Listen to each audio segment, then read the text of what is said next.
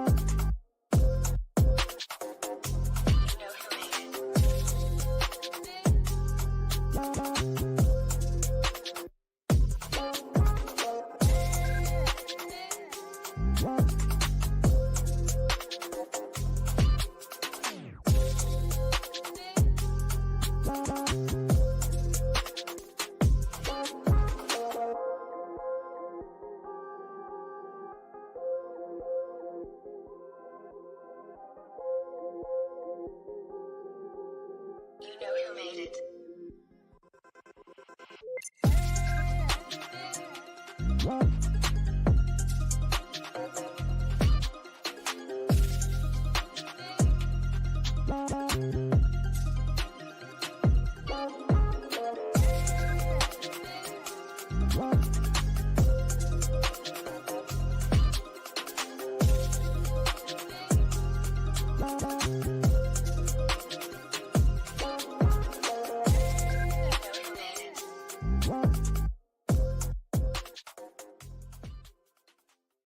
Live from LinkedIn, YouTube, Twitter, and Facebook, it's Reveting's Whiskey Wednesday.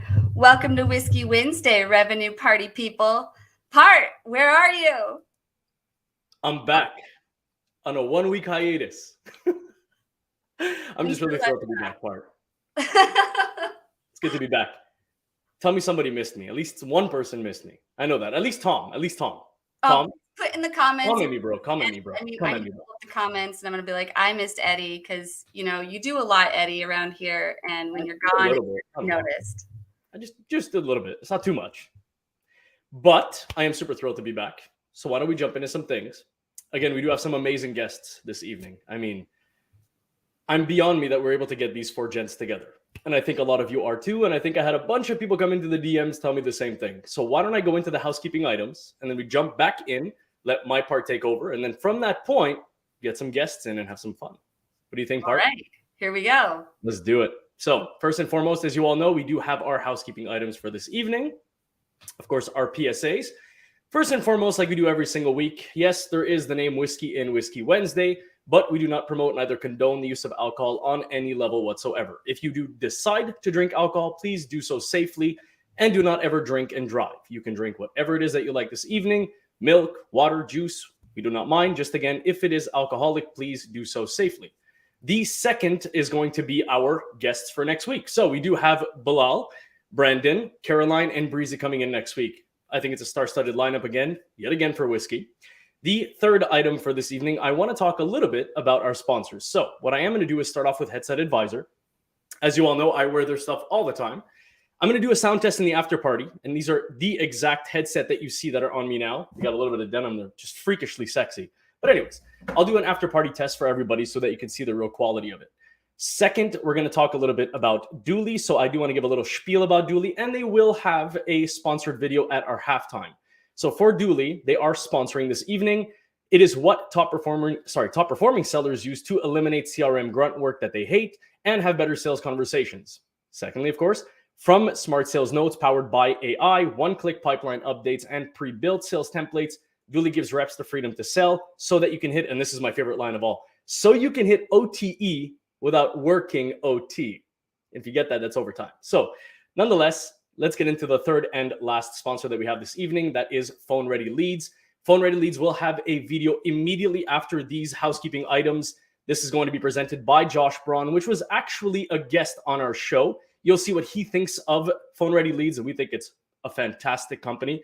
If you do want to know more, we will pop up, actually, Ryan, to this side after the video so that you can take a chance in scanning it. So last but not least, of course, let's go back into the fourth housekeeping item, today's giveaways. So we have 4 giveaways today. Originally 3, somebody came last minute. They wanted to just give us a little more stuff. So the first of the 3 prizes are going to be 1-year subscription to Lavender on Pro. The second is going to be your second career SaaS sales change from Hamish. Oh, no, too fast, Bart. Sorry. There we go. Thanks, Bart. Appreciate it. Of course, Anthony Natoli's prospecting playbook. And lastly, the brand 30 for prize 1. The second prize of this evening is a mega pack from Dooley. 2 shirts, couple of hot sauces, mugs, so forth, and some socks. Thank you, Dooley, for that. Appreciate you heavy. And last but not least, apart from the surprise one, of course, we're going to give away the headset that you see here from Headset Advisor. These are worth about $500, and they're no joke. And as you'll see in the after party, I'm going to show you the quality of these babies. They're made in France. This shit is bananas. $3,000 worth of credit from Phone Ready Leads, which of course you'll see in the video in a second, and a shirt graciously from RepView. And we do have Ryan with us this evening. So what I'm going to do is pass over my mic to my Part so she can get the schedule going and tell you all about the agenda. So Part, get me in so I can get the hell out of here. I think we're fighting over the screen there for a second. We did. All right. Well, my favorite part of the show. Let's get into the topics and the agenda. So real quick, we'll be getting into hosting a show. A lot of the guests that we're bringing on today, they host their own show. So I thought it would be interesting to hear about them, about why they decided to do that. I mean, we host a show here. The second topic, closing Q4 strong. So, it's the end of November. We're at the end of the month. And pretty soon it's going to be the end of December. So let's close Q4 strong and get some great advice on how we might be able to do that. We'll have a great halftime. Thanks to Eddie. Third topic, starting a company. Wow. I'm excited to see where we go with that. And then, of course, the fourth topic, Kind Folks Finish First. That's actually the title of Sam Jacobs' book. And, it's a really important topic, especially these days. Yesterday was Giving Tuesday. Everybody's going through something. So why not just be nice? And it's a difficult time right now, especially. It's very tough. I don't know. Did we ever agree on one guru of the week? That we might have to decide on it live tonight. Yeah, maybe we'll pick 2 or 3. There's a lot of kind people out there that we should be highlighting anyways. Absolutely. So we'll do that. And before we get into the guests, last but not least, of course, it's time for you to start plugging in some things. So to win the prizes this evening, as you all know, where Jesse is pointing, you want to go ahead and press mention inside of LinkedIn. And if you do it in YouTube, you don't have to write the actual mention itself. But to win, of course, preferably in LinkedIn, mention to start Phone Ready Leads just to make sure you don't F it up. And I'm going to say that up. Literally, the logo is right there in front of you. So try not to F it up. The second, we want you to plug in Dooley. The logo is there again. And lastly, Headset Advisor. So you just want to start plugging those in. Go bananas in the comments. Have fun with it. Plug it once. Plug it 1,000 times. I don't care. Just plug it in. And then eventually, as you all know, closer towards third or fourth topic, we'll start picking. And a lucky winner is just going to get a bunch of free shit. So, Part, what do you think? Let's do it. All right. So let's bring in our guests. We have with us James Buckley, or should I say James Say What Buckley? Yes, dude, say what? Hey, that's my jam right there. Thank you for having me, y'all. Thank you for being here. We've got Ryan Walsh from RepView. Thank you so much for being here. Thanks for having me. Yeah, this is late for me, but I'm happy to be here. I understand. It's LinkedIn After Dark. Believe it or not, there's a lot of people scrolling on LinkedIn at this hour. Eddie and I just happened to find. And we have Sam Jacobs. Thank you so much for being here from Pavilion. We appreciate it. Thanks for having me. Of course, everybody knows John Barrows. Thank you so much. Hey, what's up, everybody? How y'all doing? Cheers. Does everyone have a drink? Yes. Yep. It's Whiskey Wednesdays, right? What are we sipping on? I plug this everywhere I go. I'm right there with you, James. That's the one I got right here. Yeah, that's my guy, dude. Right here, the yellow spot. If you've never, hey, the Willet. That's tight. Why are you making me jelly, bro? I don't have that. So I'm not as lucky as you are. What we normally like to do is ask you to give a quick 30-second intro of yourself. And we put up a little timer just to be cognizant of everybody's time. So if you don't mind, James, could we start with you? What's up, y'all? I am James Say What Sales Buckley. I'll try to get this in under 30 seconds. I host the Sell Better, daily show. It's my favorite thing in the world to do. All we do is interview sellers and leaders and get great takeaways from them and give them to our audience. It's the best job in the world. You can sign up for any webinar, any show that we do, any episode, and you'll probably get something for prospecting, for closing, for customer success. And then we also create some content out there and help people understand their true value as a frontline sales rep. 1 second left and I did it. Boom! Look at I'm a that. fan of baby sales, just saying. Awesome. All right. I'm going to put you on the spot, Ryan. Yeah, thanks. Ryan Walsh, founder and CEO of RepView. If you have not heard of RepView, we collect and aggregate data from B2B salespeople. They actually rate their sales organization. We take all that data and turn it into highly consumable, visually appealing profiles of what it's really like to work in any of the world's kind of several thousand most well-known sales organizations. And our mission is to empower salespeople and, give them tools to advance their career. 2 seconds left. Wow. Okay. So it's a competition now. Absolutely. Really good. Oh, did it just start all over? Okay. So now I know it'll roll. This is our first time using our little timer clock here. So for our viewers, they're probably wondering about it. All right. So Sam Jacobs, I'm going to pull you up next here. Hi, everybody. I'm Sam. I'm the founder and CEO of Pavilion. Pavilion is the largest community for go-to-market professionals, sales, marketing, CS, and revenue ops, I think, in the world. And we help our members, both executive members and their teams, unlock and achieve their professional potential. I also wrote a book called Kind Folks Finish First, which we'll be talking about in a little bit. And I'm friends with a bunch of the people on this show. So I'm happy to be here. Thanks for having me. I'm up past my bedtime, but I'm happy to be here. Thank you so much for staying up with us. I'm just going to go ahead. I took a nap. We're friends also, just saying. Pavilion I'm friends with everybody. That's what Kind Folks Finish First means. I love it. I love it. I'm going to go ahead and say JB is the guru, by the way, because he's just got the ultimate voice for this show. So I'm it's the mic, man. It's the mic of the week. All right. Well, let's just get into your intro if you don't mind, John. I'm going to pull up the clock here. Yeah, I'm John Barrows, CEO of JB Sales, and we do our best to elevate the people in professional sales through cool conversations, training, and events.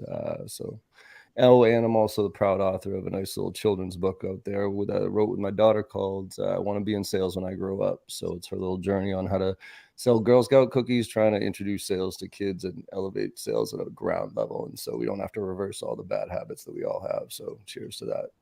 Cheers. Brilliant. To Cheers to that. Cheers to that. Cheers to that. Before we jump, I noticed that we're all glass raisers. We're all going to be hammered by the end of this thing. I'm already hammered. There's nothing's forbidden here. Everybody throws out a good point. We're all like, cheers. Yeah. All right. I have you made a win today? Fuck it. Here we go. Cheers. Cheers. So, John, you just actually, before we get into topic one, you reminded me of something. I'm not going to mention their name, but they're a really big platform for e-commerce. Start with a shop and ends with a FI. But basically, they put out this really cool thing for kids about how to build a business young. And I was immediately jumping on that. I bought 3 of them just in case. I have 2 kids. I don't know why I took the third one, but who knows? But great point there. Starting early is a must. And it tells you all about these things of what you could do and how you start off with the math, especially for business when you are a kid, so that you can grow up and actually understand how to translate that into a more professional setting as an adult. So great there. Great point. Yeah, kids need to know that stuff a lot more than they need to know certain things that we do teach them in school. So they're not teaching that shit at school, that's for sure. Nope. So I don't know what they teach at schools anymore, honestly. I have teenagers, and when they come home and I'm like, yo, what did you learn at school? Nothing is the only answer I ever get. So my son said today. It's always been the answer, James. Don't worry. That has I gave the same answer. Well, I'm going to pull up this first topic, hosting a show or podcast. And I'm trying to remember now. I think, James, you were the one that originally inspired this topic. And so if you wouldn't mind, why did you decide to host a show? Like, why is that important? And why might other people want to consider hosting a show or a podcast? Well, so there's a couple pieces to this. Yes, this is the topic I suggested. I suggested it because when you start off in sales as an SDR, typically you start off on the phones and email, on social touches. That's typically where people end up. What they don't see is that just a few years down the road, there's this opportunity to become a content creator. A content creator at first so that you can pull people you can sell to in your direction. But then it becomes about this whole other thing. As you guys have all learned, when you create content, there's this giant magnet. And you have this ability to have great conversations with other people and leverage their networks. And then their network sees it and they react to it. So their network sees it. And it's that ripple effect that hosting a show can cause that impacts everybody's pipeline at your company, not just yours. So it's, I think, a way to establish some foundation of rapid growth that comes from within us. We do this thing, we talk to these people, we provide this value at large to a community. And because of that, I have lots of people to talk to all the time. What matters is the consistency, the energy, the positivity, the way you govern the whole thing with the way that people engage with you in the chat. These people have a voice when they come to our show. So when they come and they say something, I'm that bridge between the guest and the audience. This leads to wonderful connection, not just for me, but for my guests, for the audience members, and everybody wins when that happens. Shout out to Ian Koniak. He's been on the show. Yo, there are countless individuals in this room that have been on our show. Yep, he's been on our show too on Whiskey Wednesday. That's awesome. Well, I'll pass it over to John Barrows because you have a podcast too, and I was quite impressed by what I was hearing on it. One topic that we didn't pick was the importance of mental health, and I saw that was being discussed in some of your podcasts. But so I don't know if you're able to touch on both of them, but you know, what would you add in terms of like why is starting a podcast important to you? You know, I think it's your medium. You got to figure out what you like. But the reason I started a podcast was because it's the way I learn. You know, a lot of people hear this. I don't went to a state school. I drank my way through 4 years of college. I probably read like 5 or 6 books in my life. I don't like reading. I fall asleep when I read. You know, I don't taking courses too, you know, that type of thing. I learn by talking to people who are smarter than me. And my gift, I think if I was given one, was I'm genuinely curious. And so I know I'm not the smartest kid in the room. And so having the ability to be able to talk to other people who are the smarter kids in the room than me and ask them questions and be genuinely curious, that to me is a win-win all the way around, because I was able to learn, right? And that's the primary goal that I look at. Like if you set out to build your brand or whatever it is, you always got to look at kind of what's the quote unquote worst case scenario. And for me, the worst case scenario of starting a podcast was that I got to talk to some cool people and nobody else listened. Oh, well. But when you're curious and you're interesting, you become, you know, when you're interested, you become interesting. And I look at myself as more of the proxy to my audience, to maybe some other people who don't have the ability or platform to have the type of conversations that I want to have, and break through all the bullshit that's out there from a marketing standpoint and everything else, and have like a real conversation with somebody. So I think it's important but it depends on what you're doing it for. I think if you're doing it for yourself in a selfish way to learn but try to transition that learning to your audience, I think it's a beautiful thing. I think if you're doing it to get, you know, just like anything, if you're doing it to get followers, if you're doing it to, you know, with the end goal of building your brand or becoming an influencer, it's just like any of the other stupid platforms I wouldn't recommend. Great points. Oh, and then your second point. Sorry, I forgot your second point. The mental health stuff. And this is also why I think it's important to have this, because it provides a platform to have a conversation like that out loud. I mean, one of the cool things right now that we're all seeing is that people are at least having conversations about mental health, and it's not going to solve itself. But having conversations out loud about it on platforms that other people can listen to in their own world, right? Knowing what they're going through. I'll give you a story right now. Holy shit. And I think James, you were there. We did an event here in Boston during Inbound. And this is exactly the point of why you have no idea who's listening. You have no idea who's listening when you're out there sharing stuff on social. So this kid comes up to me and he's like, "Hey man, can I get a hug?" And I'm like, "Yeah, sure. I'm a hugger." Right. So I give the kid up. Right. And I'm like, "What's up?" And he goes, "I just want to let you know you saved my life." And I was like, dude, stop it. I was like, please. I was like, I didn't save a life, dude. I don't even know you. He's like, no, I don't. You have no idea. He goes, last year, he goes, because my dad passed away about a year and a half ago. Okay. And I talked about it on my podcast. I talked about it, a lot on social, and went through it basically an open book. And as I was talking it through and trying to figure out my own issues and all that other stuff, and basically using my podcast as an open therapy session, this kid was listening. And at the time, his mom died. His brother died the same day, unexpectedly. His wife left him, and his job fired him because he was taking too much bereavement time. So that all happened in 1 month of this gentleman's life. All right. 1 month, all that stuff happened. And he was living in a car. He was living in a car and legit about to kill himself. And somehow, holy shit, was listening to my fucking podcast and heard me talking about what I was going through with my dad and how I was dealing with it, and decided this can be better. Yeah. If I don't have another piece of impact on another person's life for the rest of my life, other than my daughter and my wife, I will consider my fucking career a success, because that happened. And that was because I had a podcast and I was able to have a conversation out loud that other people could listen to. Wow. We'd like to double that. Like, Powerful. what we've been and I'm not saying in any way we were able to have that kind of impact. What we have seen from Whiskey, and we're extremely thankful for, and I'm sure everybody here that is watching that has had some event that's happened in their show or on their show, when we have people coming to us telling us that we're getting jobs, we're connecting with people, Right. We're selling deals, we're doing this, that warmed our heart, because we know we founded this entire idea for that purpose. We started with doing it for the homies. Now it's just our homies got a lot bigger as a crowd. Right. And now we have this bigger crowd of homies that come together and they say, how can you help me do this? And the funny thing is, people don't know this, but some people come to us and say, we'd love to know more about this. And we create a topic kind of based on this sample size that we have. More people say we want to hear about it. Fuck it.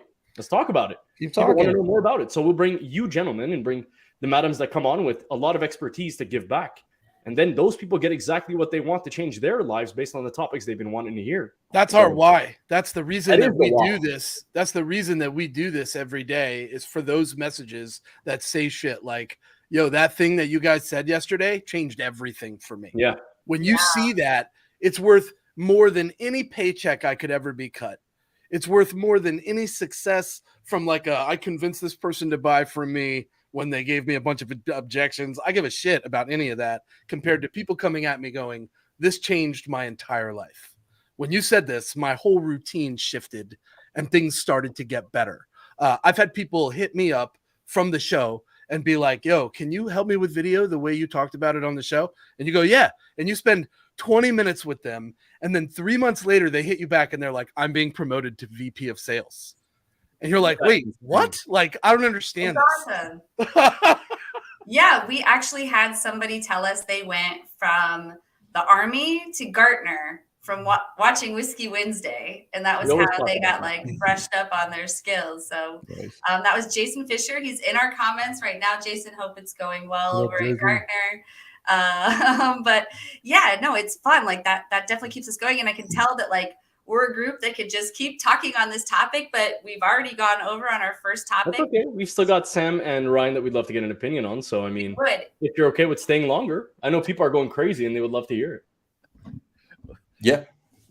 Yeah. I mean, I'm happy to talk about it for a minute. I mean, the bad news is a lot of people here probably don't actually realize is RepView does have a podcast. So a lot of companies have a podcast. RepView does have. We've not had one for long, and I think John mentioned something about podcasts that I agree with, which is we didn't want. I'll call it a YASP, yet another sales podcast. Right? There's a lot of them, so it's like that. We think about it like, well, what can we do that's even just a little bit different of a slant? And for us, every podcast episode that we have includes somebody who's in a position of hiring authority at a company that people want to work for. And we always ask them how people can get hired at their company. Like literally, what is your process to hire people and what do you look for at your specific company?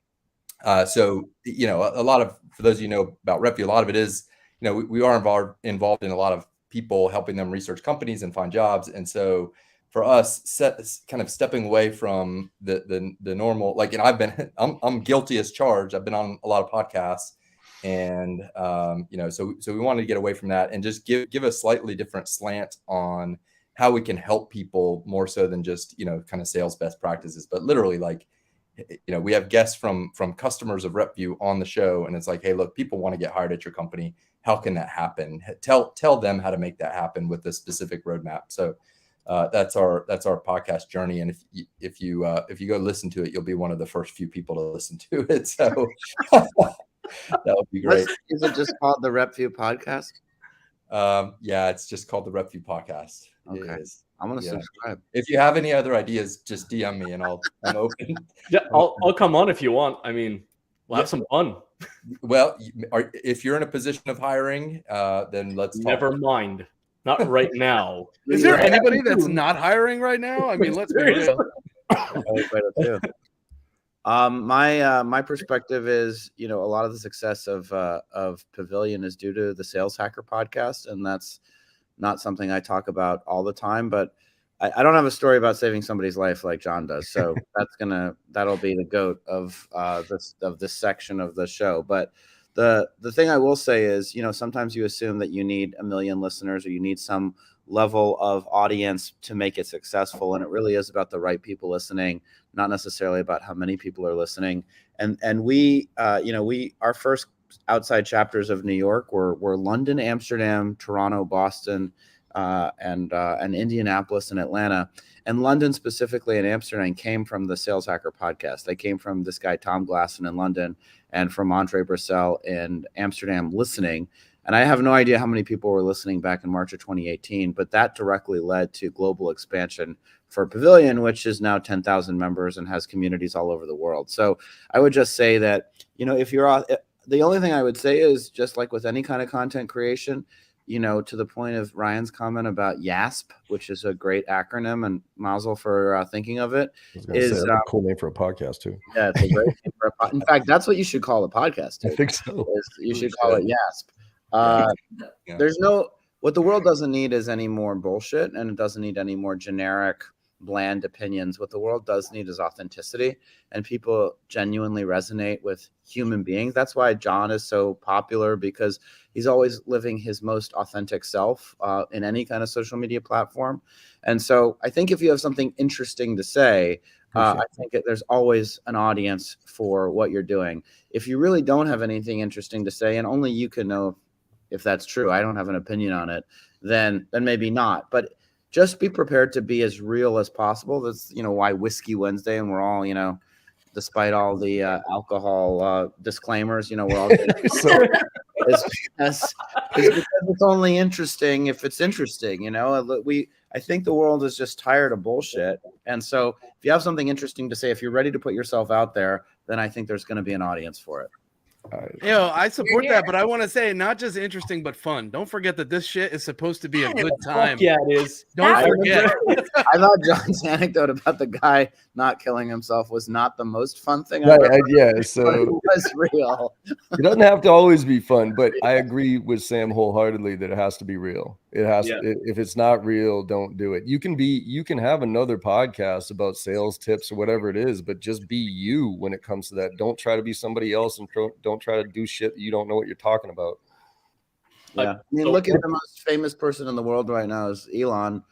And it's because he is just so incorrigibly himself. He just does not give a flying fuck about He just pisses everybody. Cheers. Whatever you think of him, you got to respect. I love a troll. Come at me, bro. Thank you for your engagement. That's what I always say. Hats off.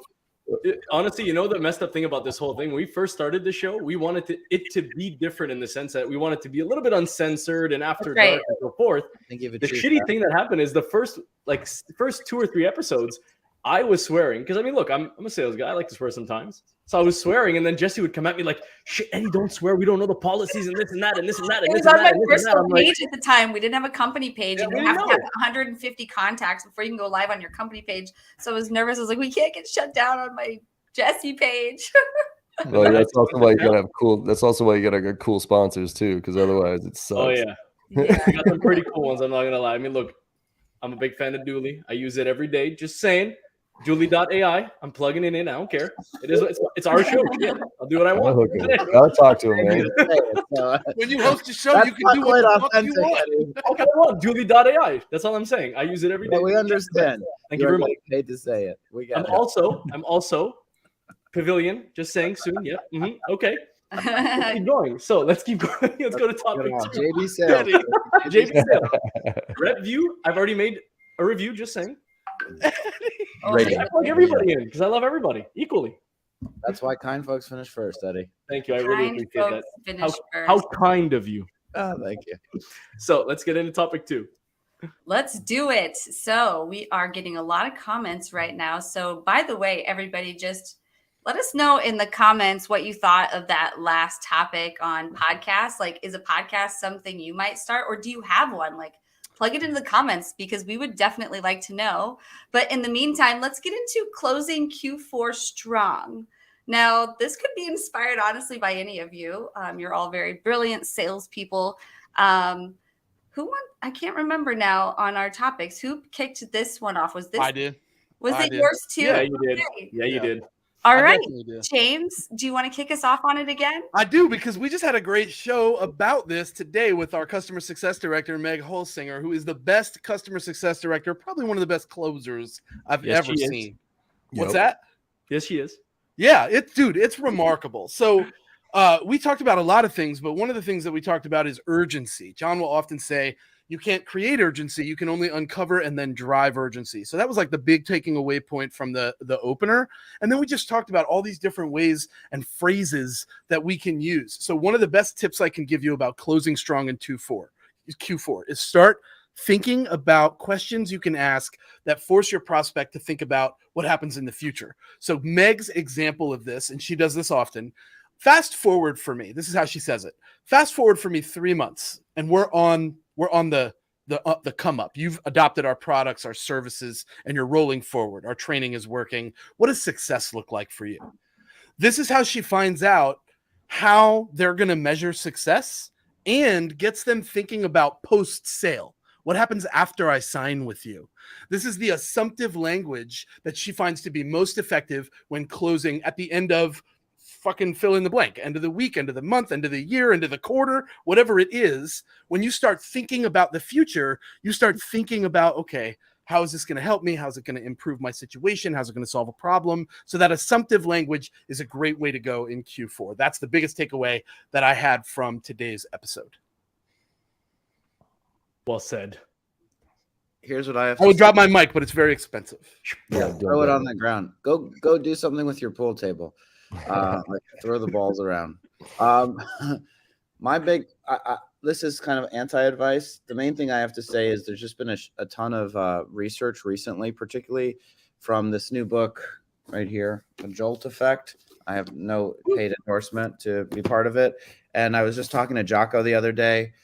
I just think there's just a ton of data that discounting doesn't work, and that it increases churn down the road. So if you're selling something, even if they end up signing for some significant discount, the deeper the discount, the more likely they are to churn. So what I would say is whatever you do, stand firm and believe in your product, because if people are just ghosting you or just standing at a distance and expecting some kind of 25-30% discount because they've been hearing about a recession, I know it's tempting to try and use those people to get to your target, but those people are going to be bad customers for the company, and they're going to churn in 12 months. So my main thing is, yes, we want to close for Q4 strong, but we also need to have a strong Q1, Q2, Q3, and Q4 2023. And don't be the rep that's pulling in a shitload of bad deals that ends up, causing the churn rate to spike, 12 months from now. That's my advice. Well said. Let me add on that too. I think there's a tendency to basically kill a January deal by trying to get it in December, and it happens so often. So usually you're looking at what is your sales cycle? If your sales cycle is 90 days, for better or for worse, your year is fairly well set, right? Deals that are already in progress have a chance, but so those you can essentially put pressure on them. And to Sam's point, yes, the discounting number one, discounting will kill it. It shows that you have not created enough value that you have to do discounting, and therefore the lack of value will result in a higher level of churn. But at the same time, even just pressuring people, not only is it not going to work in December, but you also may damage your relationship, and it may impact that deal in January. So really be wary of that. If you've got a 20-day sales cycle or something short like that, then you can still do some prospecting and maybe you can pull some things in. But I've always taken the mindset of don't sacrifice the long term for the short term gain with gimmicks and that sort of thing. Yes, I couldn't agree John? more. And actually, it looks like we have our Hold on a visitor. sec. So, John, do you have any thoughts on that? I got sorry, plenty. But if we got a visitor, I got plenty of. Hello? Hello? Karen. Hi, Karen. How's it going, Karen? Not well, Jesse. I actually like to speak to a manager. Is the manager of LinkedIn here? Well, Karen, I told you we don't work for LinkedIn. Okay. Tell us more about the problem today, Karen. Eddie, stop trying to be like What? whatever that training playing card guy's name is, Josh Braun or whatever. Stop trying to be a mini Josh Braun. You're never going to be Josh Braun. Why do you have to say it like that? I don't have to be Josh Braun. I'm the only Eddie. Eddie, listen, I am upset. I am at my house right now, and I downloaded an ebook. It was a good one. It had the pretty colors. It was like one of those carousels that are all the LinkedIn kids are doing right now, these carousels. And let me tell you something. I had 6 SaaS kids calling me on my personal cell phone number, and I've just about had it with this thing. Take me off your list. Oh, Karen, I don't know. You guys, we hear this from Karen every week. What would you say to the Karens of the world and to our resident Karen? What do you mean? What is this? I'm calling about a complaint right now. What are you trying to do? Host a talk show? I'm mad. I want customer service on the phone. Karen, what is it that you're so mad about, Karen? Well, let me tell you, I run an HR department, and How long have you been doing that, Karen?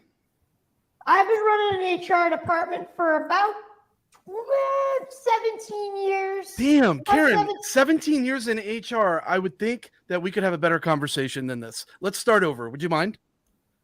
Sure, I'd love to talk to you. Fantastic. What can I do to help you walk away happy today, right now? Well, I want to stop getting called by the SaaS kids. They have my personal cell phone, and they keep calling me on my mobile while I'm watching little Johnny kick soccer balls. I run a pretty big team here, and at about 3:30, I have to get to the field by 4. And look, Karen, I think we can come to an agreement. I think that this is the email address I have for you is Karen@she'sapaininass.com. Is that right? Yeah, What's going on right now? I love it. Amazing. I think if we just stick to email, and then I have a number for you, but I think it's an office number. Would you prefer I use that number? I just don't want my personal cell phone. I can take your cell phone number off, Karen. That's not a problem. Can I give you my cell phone number so you and I can be the contact for one another moving forward? I think I'd stick to text with you right now. I'm a little bit nervous. So wait. I want to understand. You don't want me to call your cell phone, but you're fine with me texting your cell phone. Is that right? Texting the cell phone is a little weird. And I even had one of these little punks try to cold FaceTime me a few weeks ago. Yeah, that's a little strange. I wouldn't take that call either. I called this manager and got him put on one of those Pippi plans. Karen, I think I can trickle this down and make sure you don't get any more calls on your cell phone moving forward. Is that going to satisfy you for the day? That will. Let's chat tomorrow, and I think we can find some common ground to work together. What do you say? I like it. How do I Fantastic. get on the JB show? I'd love to call into your show. Hey, I got a good show, and as you can tell, I'm a pretty easy guy to get along with, so I think that'd be fun. Let's make it happen tomorrow. Good deal? I like you better than Josh Braun, actually. Oh, wow. I like it. Yeah, you're Congratulations. Yes, this was like a Congratulations. winning night. Karen, I'm so glad you stopped by and that you met Jamie. Thanks, Karen. Hey, I appreciate meeting you. I love meeting a good stranger. I appreciate It that. didn't feel like, I like Josh. He really disarmed me, but you're a lot of fun. I'd love to play some pool. Nelson hasn't been around, and hey, let's do something. I'll see you tomorrow, Anyways. Karen. That's a promise. Oh, good All time. right, well, I gotta go. Please stop calling me on my personal cell phone. You got it. I'll make sure it Thank you happens. for listening. Thank you, Karen. So All Karen, right, of course, Karen. Karen is Bye. our resident Yeah. Karen. Everybody has a way to deal with her. James, phenomenal. That was Phenomenal. Thank really you for good. that. Yes, she can be a little shocking. That's why I try to remind people in the message a couple times about Karen. Thanks to Chris Bogue for that recommendation. But should we get into topic 3? Are we going to give all our prizes away at the end? Yeah, but we have halftime, and we still have John if you'd like to touch on closing Q4 strong. Let's do that. I got 3 quick points. I'm going to jump on what Sam said. Discounting. I think proactive discounting is one of the saddest things a sales rep can do. I don't mean discounting. Fine, you got a discount. Make sure you get something in return if somebody asks for a discount. But to do your job and then at the end of the year, just arbitrarily throw a 10, 20, 30% discount at somebody just to get it in by the end of the year. Shame on you managers for asking your reps to do that. And shame on you reps for doing it to devalue everything you do. Please don't do it. The other one is if you can't answer this question, your deal probably isn't going to close by the end of the year, which is if they don't do it, what's the impact? Like, what is the genuine impact to their business if they don't do this thing, right? Implement your solution, whatever it is. If you can't answer that question, you don't have a deal. And then something to figure out whether if you do have a deal or not, write yourself a summary email retroactively to go back to the deals that you think are going to close by the end of the month. And what you want to do is write them an email saying, hey, I've been thinking about, we've been doing a lot of things together. I just want to kind of level set. And here's where I think we are. And then bullet out what you have, right? Current situation is this, timelines this, priorities this, impact is this, whatever it is. And then send it to the client and say, hey, could you just confirm that? Make sure it's all accurate. Make sure I'm not missing anything. If you get a response back from that type of an email right around this time of the year, you're in pretty good shape for closing that deal. If you do not get a response from that email from your main point of contact, I would be very nervous about that deal happening by the end of the year. So those are 3 things that you can take away from that. Love it. I want to add the discounting comment of this. The second you give the discount in Q4, what you've essentially done is say, I knew this wasn't worth what I originally charged you. That's as simple. That's as simple as you can make it. Well, proactive discounting also, again, is like if you proactively discount, then it's just human nature. If I didn't even ask for a discount and you gave me one, what's now going to happen when I ask? And if you think the discount goes away, if you think that little stupid thing that all us reps used, like I used to do, which is, oh yeah, discount expires, but what was it expire? Would your profitability change over the weekend? Shut up, right? Like it doesn't. So exactly. So if you're going to pull that bullshit with me and I don't need your solution and there's no impact that your solution is going to have for my business, then guess what? I'm just going to wait till the end of next quarter. I'm going to make it hurt even more for you. And then you're probably going to lose the deal because it's going to extend the timeline. So stop it with that. Well said. Very, very well said. Here. Why don't we jump into halftime? But before we do so, I am going to present you all with a video from one of our sponsors. It is Dooley. This is coming from me. I use Dooley every day, and I just want to give you quickly before I throw the video at you. If you are somebody who actually does use Salesforce, trust me when I tell you, it will save you a shit ton of time. Think about everything that you hate doing on a daily basis in Salesforce, all the tabs that are open, the amount of stuff that you have to look at condensed into this beautiful couple of screens that are actionable and that you could actually utilize for it to actually give you advantage within your CRM. I'm going to plug in the video, take a look at it yourself. We'll talk about it some more later, but this is halftime. Gives us a little bit of breathing space for the guests and ourselves to take a second, have a little water, whiskey, and then get back to it in topic 3. So enjoy. See everybody soon. Did you know that 41% of sellers spend their time on activities that don't actually generate revenue? So internal meetings, emails, Slack messages, Salesforce updates. How can sellers expect to hit and crush their quota if they don't actually spend time selling? Well, that's where Dooley comes in. Dooley allows you and gives you the freedom to sell and get rid of all that CRM and data entry work that you hate. So you can sell smarter, crush your quota faster, and get your manager off your back. So every note, field, contact, and activity is syncing to Salesforce in seconds. Let's dive into Duly so you can get back selling time. Start a note by clicking the Take Notes in Duly button. It's going to pull you into a Duly note, link it to a relevant Salesforce record. All the meeting information is right there for you, along with any relevant Salesforce contacts. Have guidance for your calls by popping in a template. You'll have your pre-call research section, all the important discovery questions that you need, Salesforce fields you can update, and also any post-call tasks. Let's say your prospect brings up pricing. Duly surfaces real-time content in the moment and playbooks so that you can click into them and answer any questions that the prospect has. All of this information in one spot, and you can sync it right to Salesforce. Let's pop on over to the pipeline. This is where you'll see a snapshot of all your opportunities so that you can keep them moving along and crush your quota. Duly allows you to click right into the pipeline and update fields super quick. So I can update close date, and it's turning green and syncing right to Salesforce. I can also see where my deals are at a glance so that nothing falls through the cracks. You were hired to sell, not do data entry. So let Duly take care of the CRM data entry that you hate so that you can hit OTE without working overtime. Visit Duly.ai and sign up for free. And you heard that. Duly.ai and sign up for free. So if you're a seller, you can actually get it for free, even if your org doesn't really have it. So again, Duly.ai. Let's jump into third topic. Part, want to bring us back?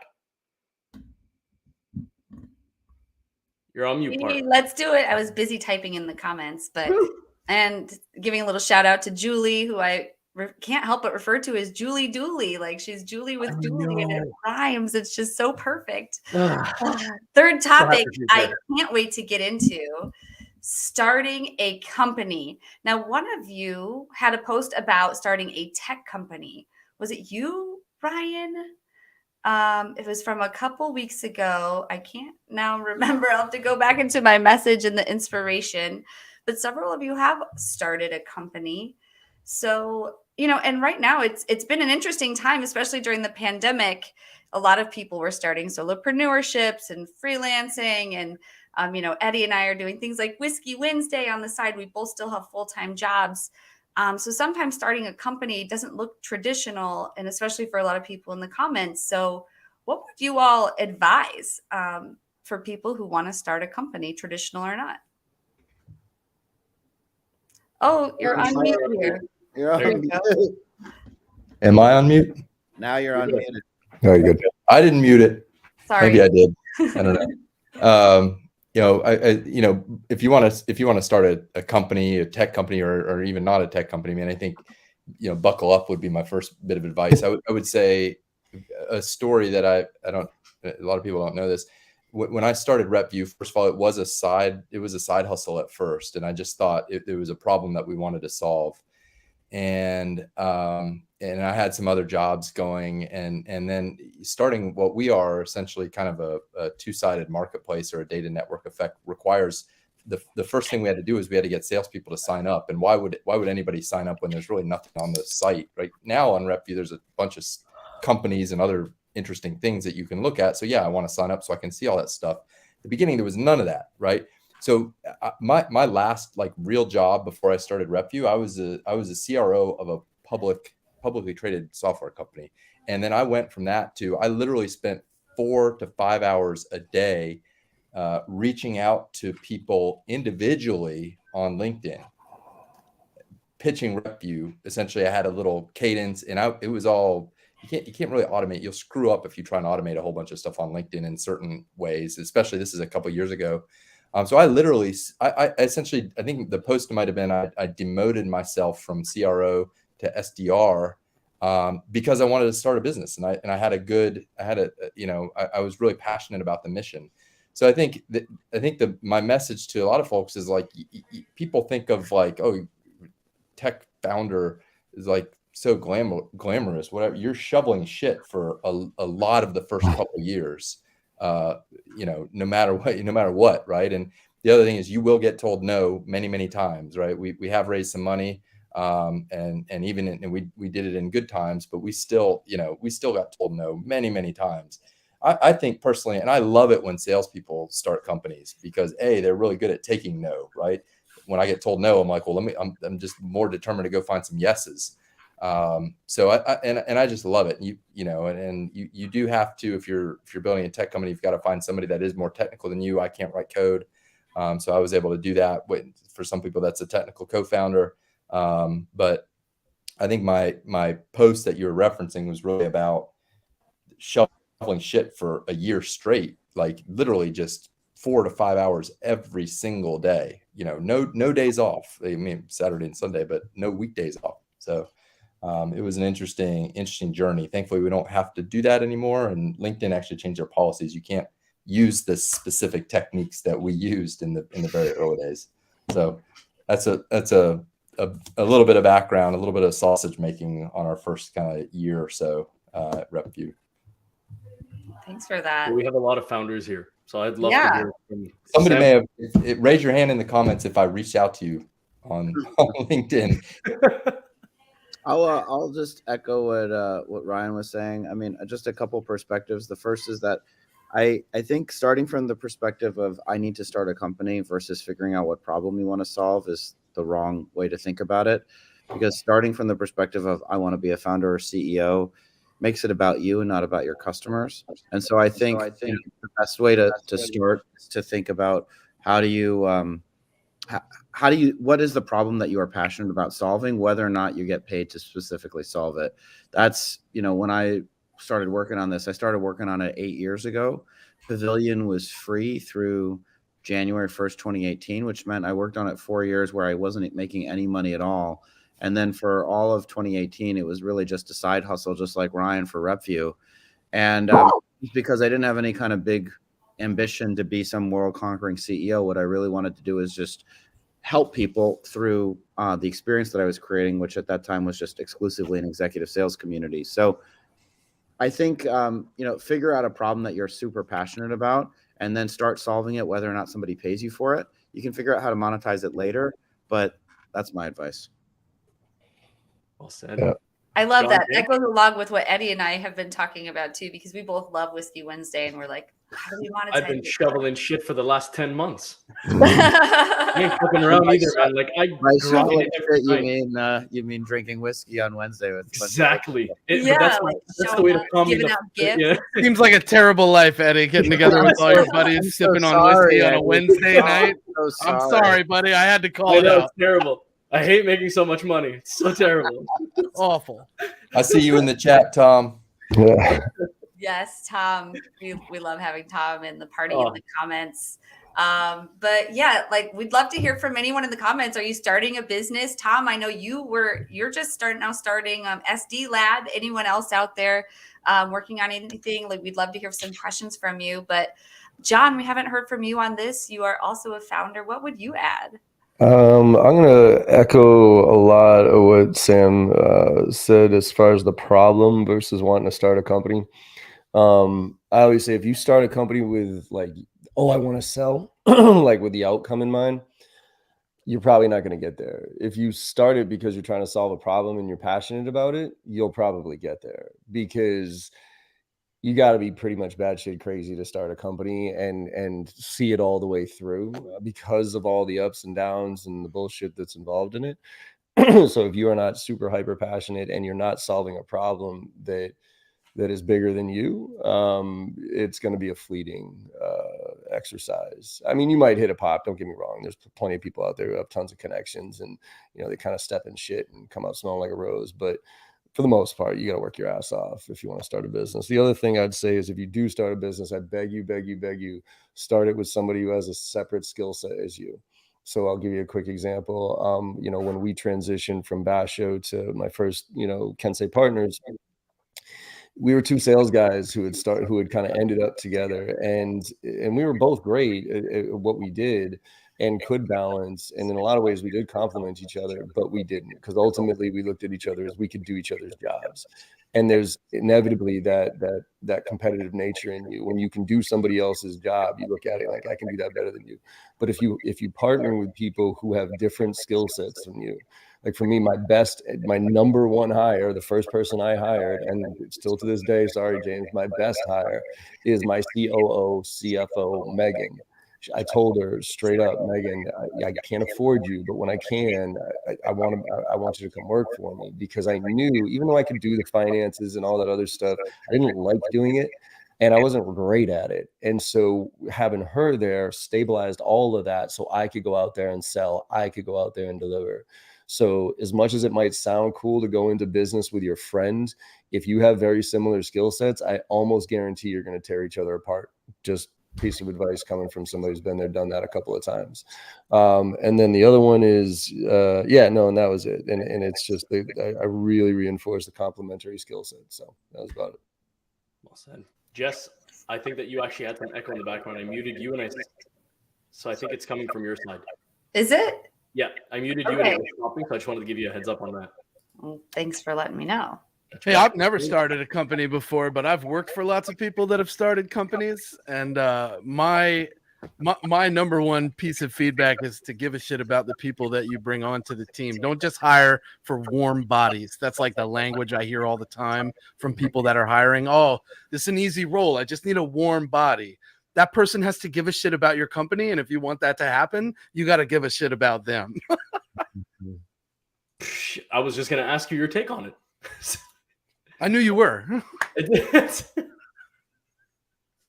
So I love you, James. I'm just so happy that we're going to get to work together on any degree. Okay, so any other comments so far on starting a company? If not, I'd love to get into the last topic and just give away a bunch of free shit. And then after that, get into some Guru of the Week, or just kind of intermittently between. Who cares? Have some fun. So any other comments? Echo? Guru of the Week. Guru of the Week. No, Sounds like there is. It's loud now. It's very loud. A new camera mic. Sorry. It's okay. So far, would you like to introduce us into the last topic? Let's do it. All right. Kind folks, finish first. I would love to hear about this, your book and the entire topic, and what you would tell our listeners about being kind and how this can actually get them ahead in life. Sam? Oh, well, thank you. So first, here's the book. I've got obviously 50 million copies at home if anybody wants one.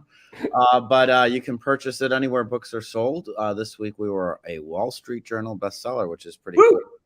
So that was neat. Here's what the book's about. The book is a little bit of a memoir about my journey over the last 5 years, but really what it's about is the values behind founding Pavilion. The basic idea is that I think we're taught growing up, and a lot of people just have a point of view on success, and success is driven. And when I say success, I guess I mainly mean wealth creation, and maybe impact and legacy, that the way to achieve success is to, screw the other person before they screw you. The world's dog eat dog. You got to get maximum extraction of value from every interaction, every negotiation. You got to make sure that you never leave money on the table. I know that this isn't really necessarily what Chris Voss means, but the title of the book says never split the difference, and you're never supposed to split the difference. And the point is that, what I'm trying to put out there into the world is that there's a different way of doing business. And it's a way, and I think that it's not the right way or the wrong way. It's just a different way. And it's a different way that I've found to be successful. And I talk about the story and the journey of building Pavilion over the last 5 years. And the basics of it are pretty straightforward. The basics of it are, and it's not nice folks finish first. It was originally actually called that. Obviously they play on nice guys finish last. My buddy said, Sam, I think a lot of things about you. I think a lot of different wonderful things, but nice is definitely not the first thing that comes to mind. And I found that to be prescient and accurate. And so, and the point is, it's not about being nice. It's not about being like in a good mood all the time. It's not necessarily about having like a smile on your face at every moment. Certainly a lot of people on the show tonight do not have a smile on their face every moment, but it's about doing the right thing. And it's about trying to help other people without asking for anything in return. It's about building relationships, not transactions. And it's about focusing on the long term, not the short term. That's what the book's about. And, for a long time, what I was focused on was really trying to help people without really asking for anything at all in return. That's what Revenue Collective, now Pavilion, is basically about. I was helping people find jobs. I was helping people negotiate their compensation more effectively. I was helping people connect to resources that, maybe they needed to be better. I still do that. About a third of my day is still about helping members, helping people that need stuff. I talk to a lot of people that actually are not Pavilion members, but that I meet through LinkedIn that are just doing things that where they have questions or whatever. So the point of the book is stop keeping score, believe in karma, look to help other people. The more that every time you help somebody, you ask for something in return, you look transactional and you look like everybody else. And one of the ways to differentiate yourself is to help other people without asking or expecting anything in return. And over time, it accumulates to your benefit and to your power, I suppose, and to your influence, and it helps your career. And so it's really just the values behind how I started Pavilion, and the effect of trying to do the right thing, even when you're taught that, you're going to be a sucker if you do the right thing. My experience has been the exact opposite, that kindness and compassion and support and reciprocity are not a detour to your professional success. They are on the path. They are the path to your professional success. And the reason, finally, last thing, get off my soapbox after this, I talked to the publishers and they said, well, maybe it should be called like the kindness principle. It's not really about kind people finishing first, right? It's about how, you don't really need to run the race. And I said, no, that's not the point at all. The point is that these are principles to help you succeed, right? What if you consider yourself to be in some kind of race or competition? This is a way to win the race. That's my point. This is not just a sacrifice. This is not that, you're going to be a good person and you'll still get passed over for the promotion. You'll still get fired. All of your friends will still make more money than you, but you'll sleep better at night. This is not about that. These are principles that you can achieve, that you can use to achieve the things that you care about, like wealth creation, like impact, like promotion and advancement and development within your organization. So that's why it's called that, because it's not just about being kindness for its own sake. It is a path to your professional success. That's what the book's about. Thank you for listening and coming to my TED Talk. That's awesome. Can you guys hear me okay? Yeah. Yep. I switched over to the headset advisor. Thank you very much, headset advisor, for stepping in to help me out there. But no, that was really great. And I feel like, John, I want to ask you about, being kind, since you told us that story, about someone who was just listening to your show, and you just never know what people are going through. Like, I know that Sam, you wrote the book, but like being kind in general, it's just a general topic that gets us far. So what would you add to that, John? You're muted, buddy. Ooh, Let's see. get you off mute here. Yeah, there's All good. There we go. Yeah, this one's a tough one because I struggle with this a lot. I struggle with that question because you do see nice guys get run over a lot. And if you think of success, like Sam said, as far as monetary in some ways, and you look at the top of the top and you think like, ugh, do you have to be a raging asshole to get to that level? I mean, let's be honest, like Steve Jobs, great business, raging asshole. Elon Musk, we already talked about him, like genius, right? Richest dude in the world, total dick. And so like, do you have to be that much of a raging ass? But there are, at that level, there are signs that you don't have to be, the Richard Bransons of the world, the Mark Benioffs of the world. But I think it's about how we define success. And I think that's one of the bigger problems, because we have this money number, as success, and the cash and the bling and all that other stuff. But really, ultimately, success is happiness, period. I'm a huge Gary Vaynerchuk fan, and and I'm 100% on board with him on this. He's like, if you make 40 grand a year and you're happy because you get to go home and you get to be with your family and you get to coach your little league and that type of thing, and you are genuinely happy making 40 G's a year, you win. Like, you literally win. Because I know millionaires who are just douches and they're just not even good people, and they're not happy.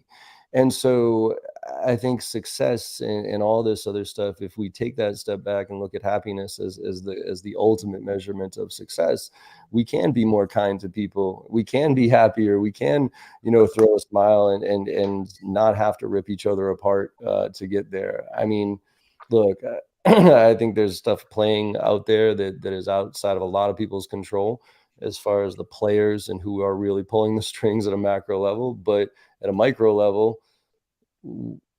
what would you rather do? I personally don't understand right now why everybody's so angry, right? I mean, it seems like everybody is so angry at stuff that they have absolutely nothing and no control over. And so what they do have control over is how they treat other people. I mean, my daughter and I, and James knows this, and y'all might have heard this before, you know, a while back, my wife and I were super fired up at the politics, and I don't want to go down that path, but we were kind of yelling at the screen, and my daughter was, at the time, she's like 6 or 7. And I could tell it was rubbing off on her. She was angry. She was starting to react. And I said, whoa. So I shut off the TV and I said, let's stop this. We can't control anything that's going up on that television up there. So what can we control? And we talked about it.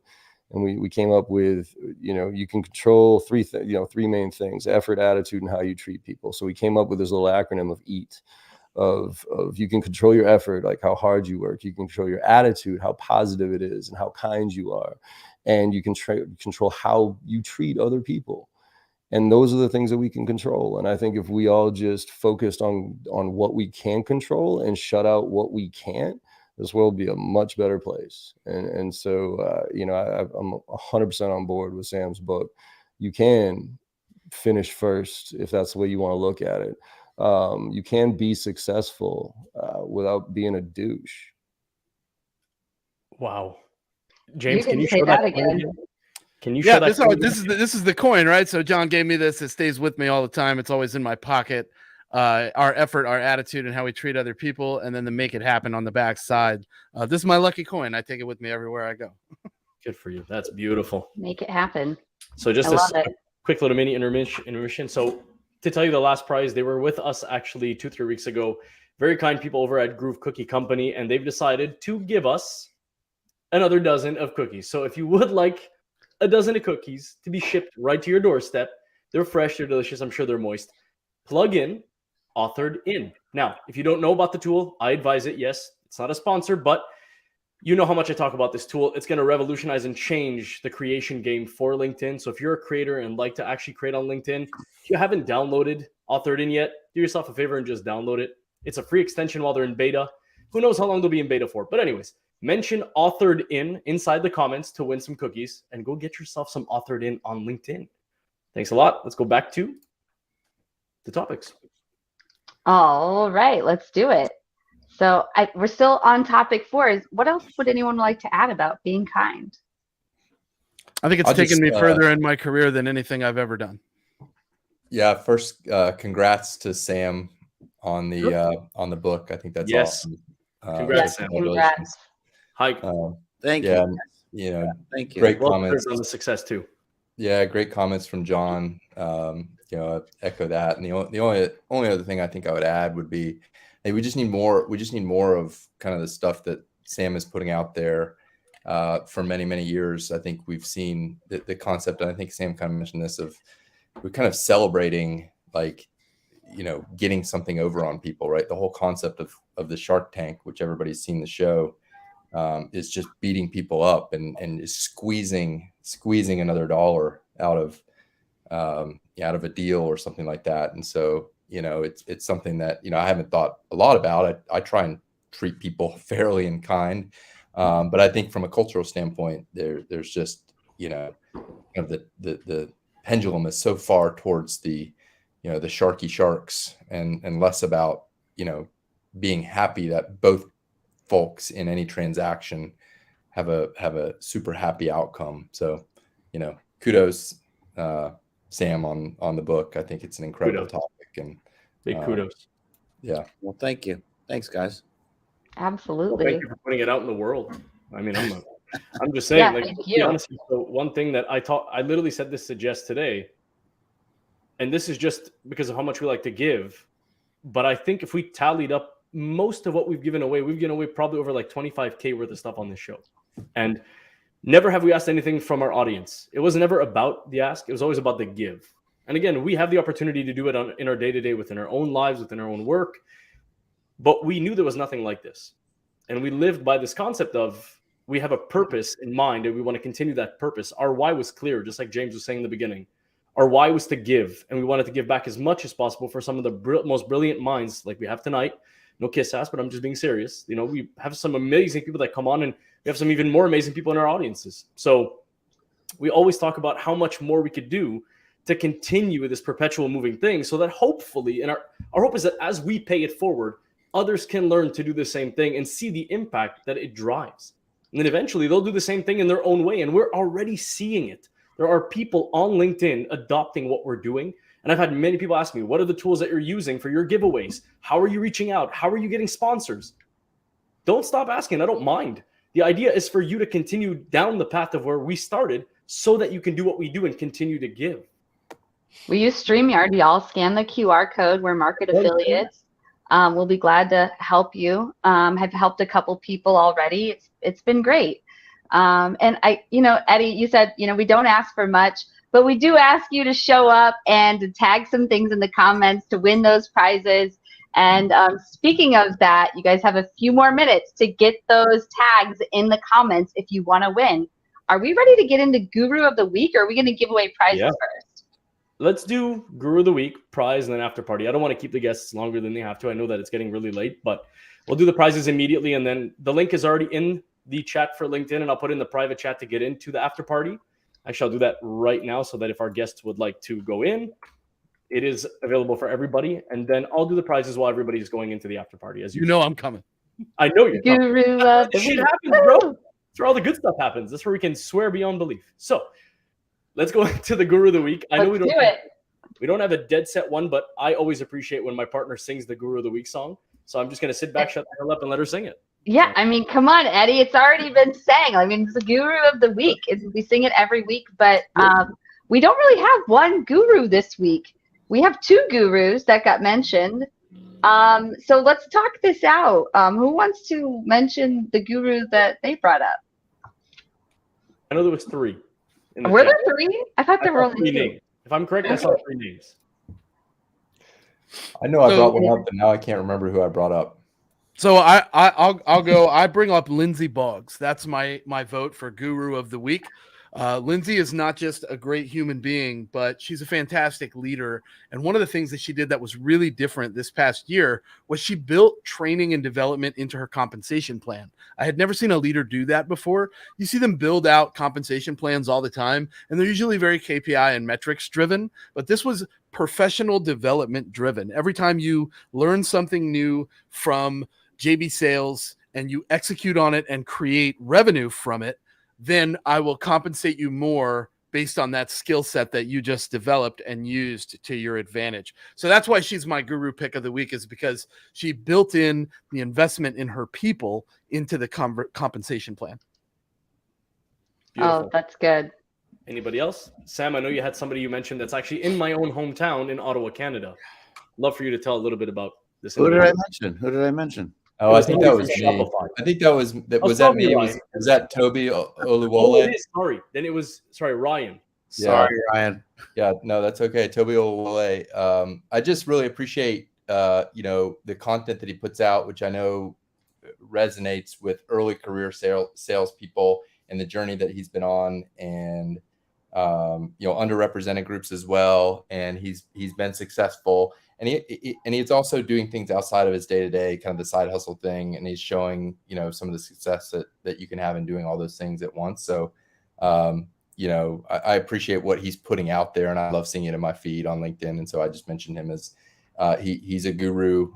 So I just mentioned him as somebody to consider.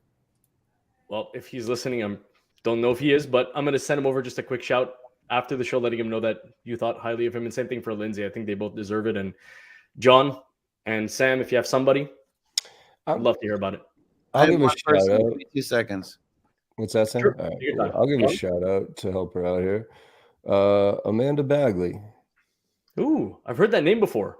Yeah, I'm going to give her a little shout out. I had a call with her today. She got laid off from Chili Piper, and she's figuring out her new plan, and she's she stopped everything as far as looking for stuff for herself, and she made sure that all her team who had gotten laid off got jobs first. So she did a whole bunch of promo for all her team, and now she's trying to figure out what her next step is.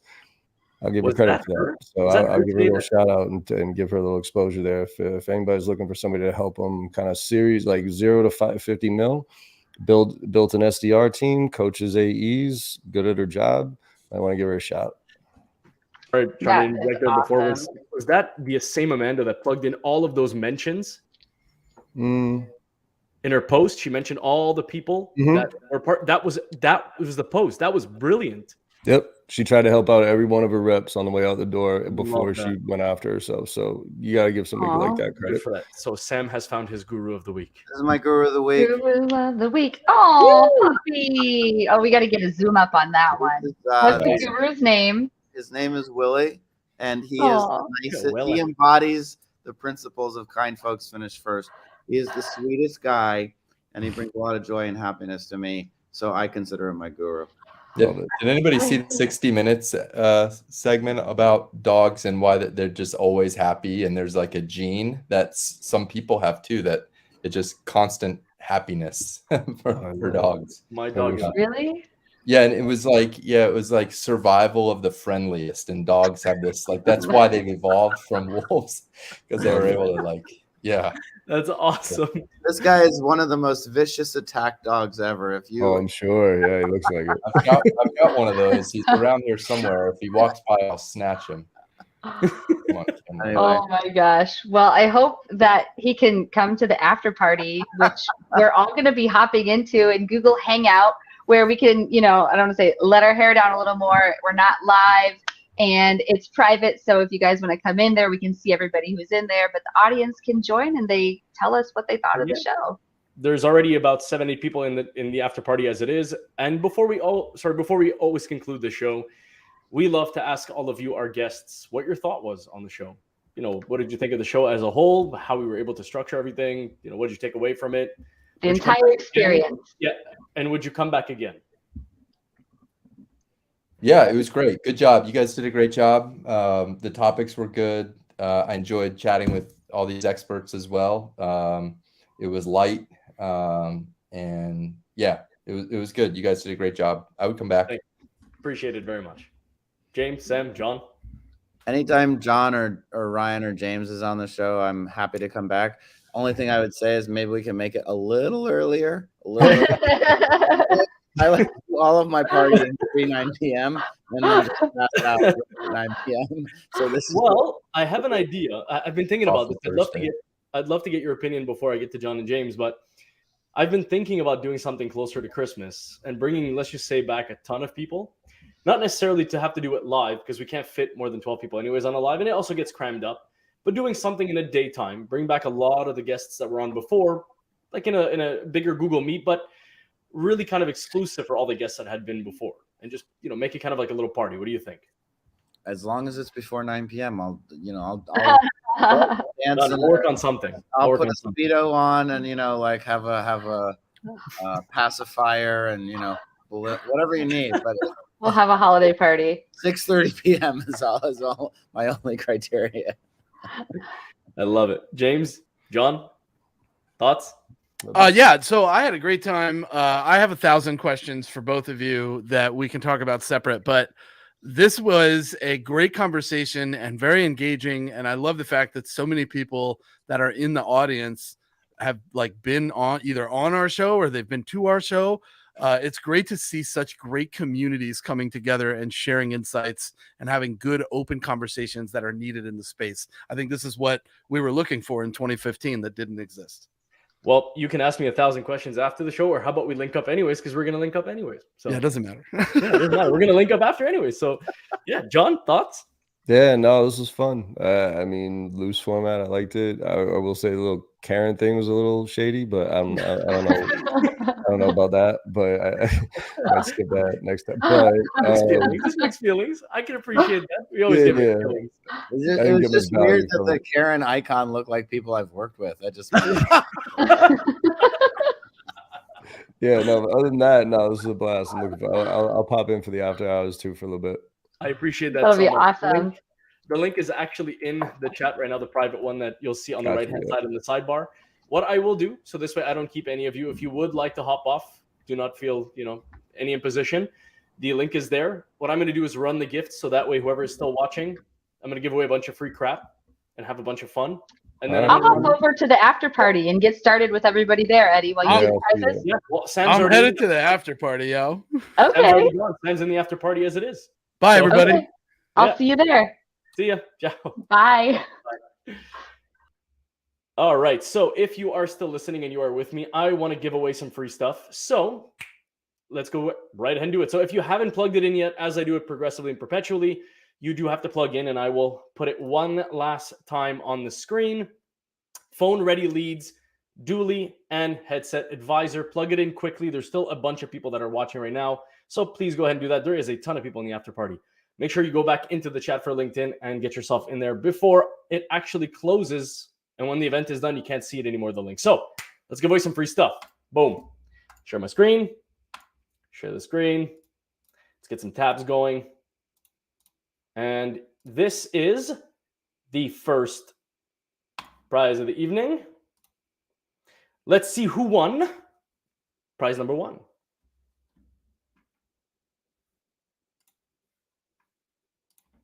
Lauren! Wow, again, 2 weeks in a row. Congratulations on that. Lauren, you are awesome. I really appreciate you. So let's go quickly so that way we can just keep going. All right, boom. Stop sharing. Let's draw for the second prize of this evening. Let's see who's going to win the second prize.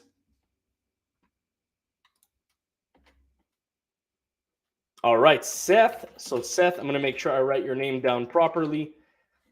Perfect. Congratulations. First time that we actually see here. At least I see you in the winner's circle, but I'm sure you probably watched it before. Let's give away the third prize for this evening.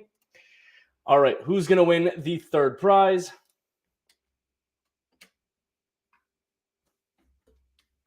Who's it going to be? Who's it going to be? Who's it going to be? Seth. I can't do it twice. Sorry, we got to do it a second time. All right, let's draw again. Let's see who's going to win the third prize of the evening.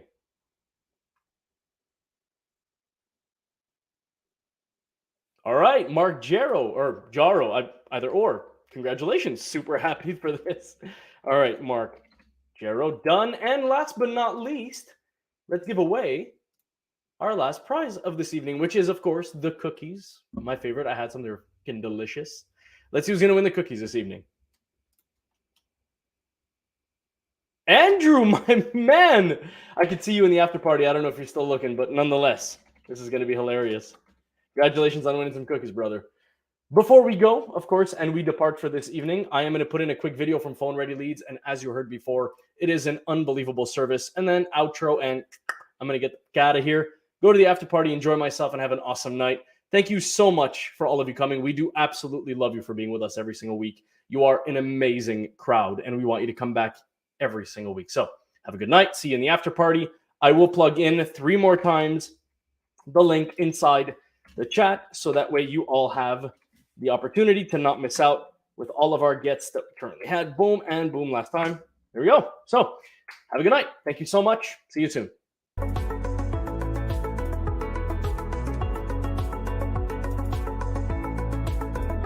My name is Josh Braun. I'm a sales trainer and coach. Phone Ready Leads is the only way that I know to be able to make progress and get a little bit better every day because of the tight loop that you can create with it. Meaning I can get a connect, I can get coaching, and then I can get another connect right away. I know Ryan through his book, Outbound Sales No Fluff. I've always been a big proponent of his methodology for bucketing leads and how he thinks about prospecting.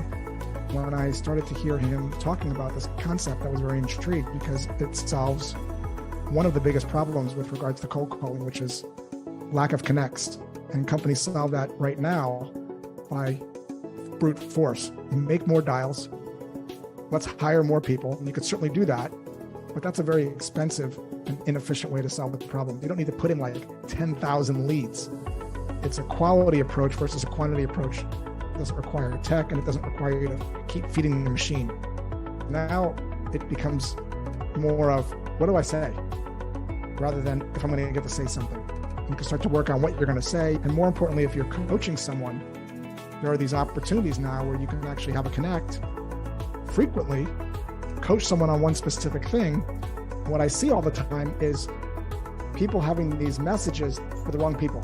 I work with sales teams, so I coach sales teams, and every single time I get the same exact feedback, which is, wow, we sure did get a lot of practice. And wow, we really made progress in those 2 hours. And that's all you can really do, is just get a little bit better every day. Just feel like you made a little progress. And Phone Ready Leads allows you to make progress every day in a very fast way because of the closed feedback loop. You can have 50 connects, but if you don't know how to cold call and you've been practicing wrong, that's just going to get amplified. So again, this is a tool that is used with a coach that can define what good is and can help reps make progress to start more conversations with skeptical prospects in a way that doesn't feel salesy or manipulative or gross.